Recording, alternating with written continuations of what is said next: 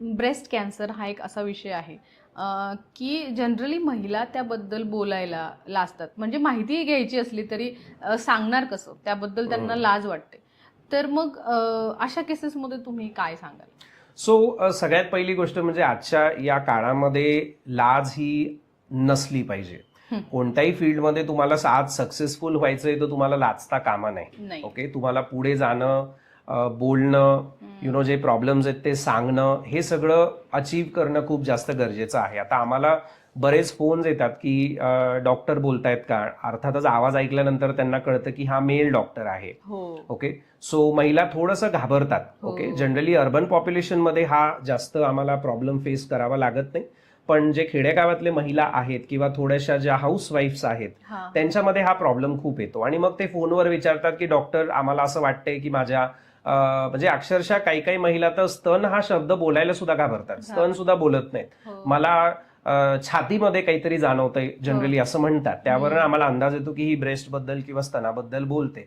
तर त्यांचा पहिला प्रश्न असतो की डॉक्टर तुम्ही स्वतः चेक करणार का किंवा मॅडम आहेत का, हा प्रश्न असतो. सो आम्ही डेफिनेटली त्यांना हेच सांगतो की तुमचा जो पण प्रॉब्लेम आहे तो व्यवस्थित सांगा, आम्ही इथे तुमची मदत करायला बसलेलो आहे.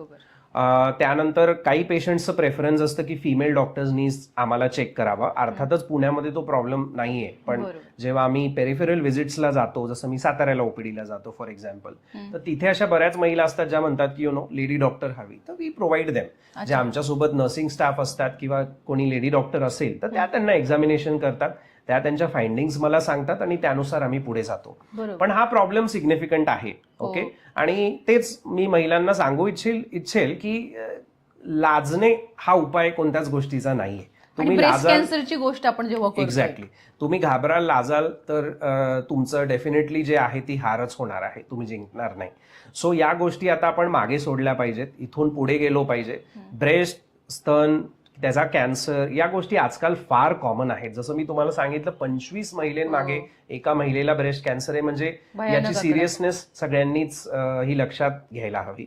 आणि जो काही प्रॉब्लेम असेल स्तनाविषयी, ब्रेस्टविषयी, तो दडदडीत सांगितला गेला पाहिजे आणि त्याची ताबडतोब चेकिंग ही झाली पाहिजे. आणि तुम्हाला पीस ऑफ माइंड मिळेल. त्यांनी तुम्हाला बेसिकली ती गॅरंटी मिळेल की हे काही ब्रेस्ट कॅन्सरचं लक्षण नाही, हे जस्ट नॉर्मल आहे. कारण बऱ्याच गाठी ब्रेस्टमध्ये असतात ज्या वर्षानुवर्ष तशाच असतात, त्या काही कॅन्सरच नसतात, त्या फायब्रो ॲडिनोमा असतात, म्हणजे चरबीच्या गाठी ज्याला बेसिकली आपण म्हणतो.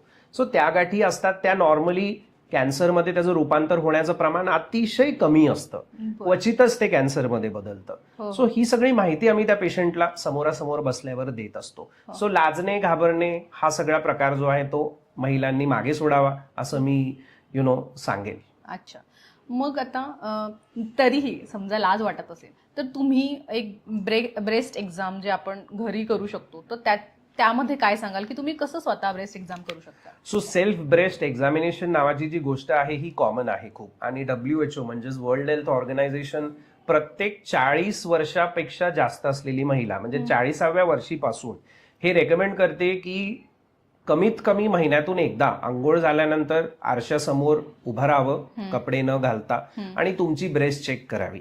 आता कशी चेक करावी हे असं सांगणं खूप जास्त कठीण आहे. तर जनरली आमच्या ओपीडी मध्ये आम्ही मॅनेक्विन्स ठेवलेले असतात, जे पुतळे असतात, आणि त्या पुतळ्यांवर आम्ही डेमॉन्स्ट्रेट करून दाखवतो. नाही तर तुम्ही युट्यूबला सुद्धा जाऊ शकता आणि युट्यूबला तुम्ही सेल्फ ब्रेस्ट एक्झामिनेशन म्हणून टाईप करा.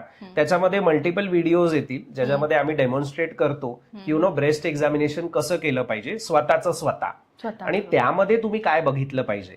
सो त्यामध्ये मल्टिपल टाइप्स असतात. हात असा नॉर्मली ठेवून ब्रेस्ट एक्झामिनेशन करणे, हात वर घेऊन ब्रेस्ट एक्झामिनेशन करणे, हात पाठीमागे घेऊन ब्रेस्ट एक्झामिनेशन करणे, असे बरेच टाइप्स आहेत. सो तो युट्यूबचा व्हिडिओ तुम्ही बाजूला ठेवून तसंच तसं फॉलो करू शकता.